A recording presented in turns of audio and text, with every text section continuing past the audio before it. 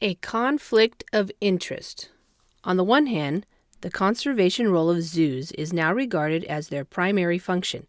So, the welfare of animals must be given the top priority. Instead of confinement in cages, as in the old days, zoos must now provide large enclosures which afford the wild animals ample space.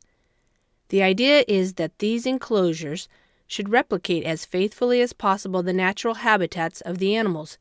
Given ideal conditions, it may even be possible to run a captive breeding program which, if successful, might provide the best chance of survival for endangered species. Several species, such as the giant panda, have been rescued from the brink of extinction through such programs. On the other hand, directors of zoos face a conflict of interest. Zoos have to make money, and in order to do this, have to attract a large number of visitors. The provision of near-natural conditions of captivity is expensive, and few zoos receive government subsidies to help them to balance their budgets. Not only that, but visitors want to see the animals up close, which is not always easy when the animals are roaming in extensive enclosures. If caves, for example, are part of the bear enclosure, then if the bears are sleeping in their caves, then the public will be unable to see them. The result will be disappointment. Vocabulary notes.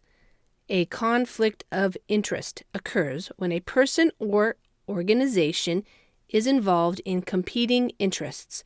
When serving one interest could involve working against another interest.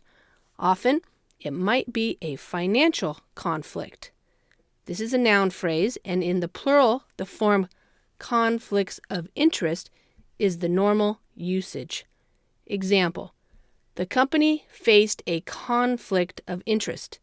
It could use the profits from the previous year to raise the wages of the workers, or it could instead give a big bonus to the shareholders.